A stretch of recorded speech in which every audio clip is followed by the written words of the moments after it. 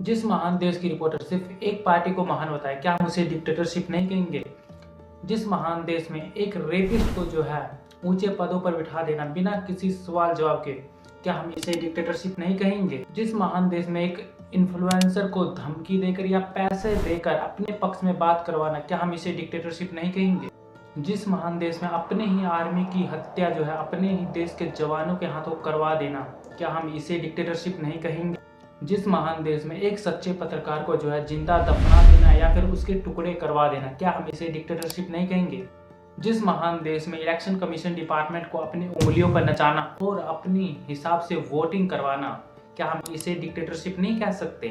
जिस देश में एजुकेशन को खरीदना और गुरुओं पर लाठीचार्ज और फायरिंग करवाना, क्या हम इसे डिक्टेटरशिप नहीं कहेंगे? जिस देश में एक इंसान को इसलिए मार देता है क्योंकि वह नीची जाति का था, क्या हम इसे डिक्टेटरशिप नहीं कह सकते? तो चलिए हम पहले जानते हैं कि डिक्टेटरशिप होता क्या है। डिक्टेटरशिप मतलब तानाशाही, एक ऐसी सरकार जिसमें एक व्यक्ति या छोटा समूह बहुत अधिक शक्तियों का प्रयोग करता है, अक्सर बिना किसी संवैधानिक या कानूनी प्रतिबंध के पावर, धमकी और अन्य तरीकों से सत्ता हासिल करता है। इस शासक के पास लगभग असीमित शक्ति होता है, वह किसी भी कानूनी या संवैधानिक सीमा से बंधा नहीं होता। इसे हम आसान शब्दों में तानाशाही या डिक्टेटरशिप कह सकते हैं। तो चलते हैं हमारे पहले क्वेश्चन की तरफ। क्या हमारी मीडिया जो बोल रही है वह सच है या झूठ? इसका जवाब है नो।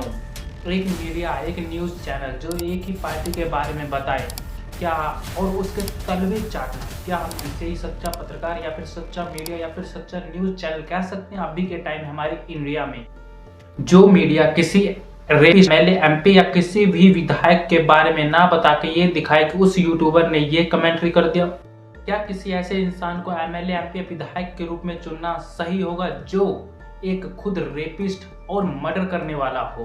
प्रज्वल रवन्ना जो महिलाओं के साथ दुष्कर्म, सभी सबूतों को जो है एक पेन ड्राइव में डाल के जो है मोदी जी और अमित शाह जी को भेज दिया जाता है, लेकिन फिर भी वो उसके मोदी जी उनके कैंपेन में जाते हैं और उनके तरफ से वोट मांगता है। सोच के देखिए कि ऐसा पार्टी जो नीच घिनौना काम एक सिर्फ और सिर्फ एक वोट के लिए, एक सत्ता के लिए जो है एक ऐसे इंसान को जो है पावर में ला देता है जो एक रेपिस्ट है।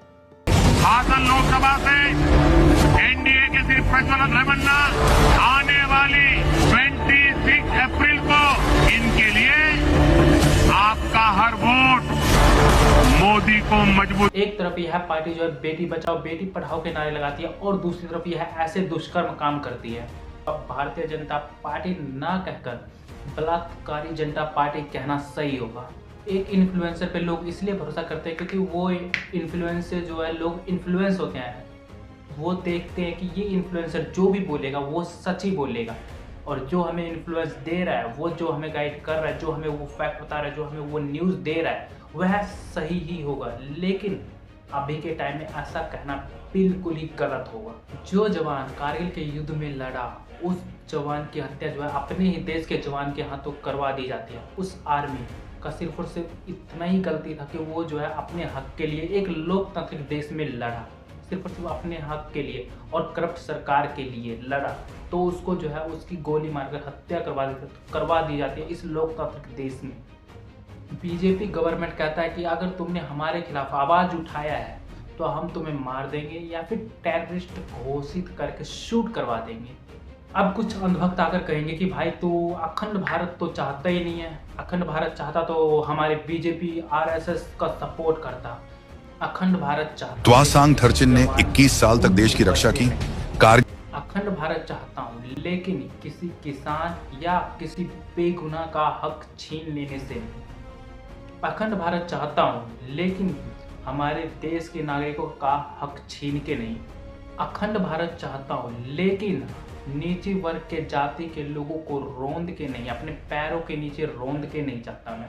अगर मुझे ये सब मिल जाता है तो मैं अखंड भारत में रहने के लिए तैयार हूँ। इस वीडियो से कुछ भी अच्छा सीखने को मिला हो तो वीडियो को शेयर जरूर कर देना। और अगर आप चाहते हो कि मैं इसी तरह जो है करप्ट सरकार और गवर्नमेंट के खिलाफ जो आवाज़ उठाता रहूँ, वीडियो अच्छा लगा तो वीडियो को लाइक और चैनल को सब्सक्राइब कर देना। सब्सक्राइब जरूर कर देना, आप लोगों का प्यार और सपोर्ट की बहुत ज़्यादा ज़रूरत है। तो मिलते हैं अब।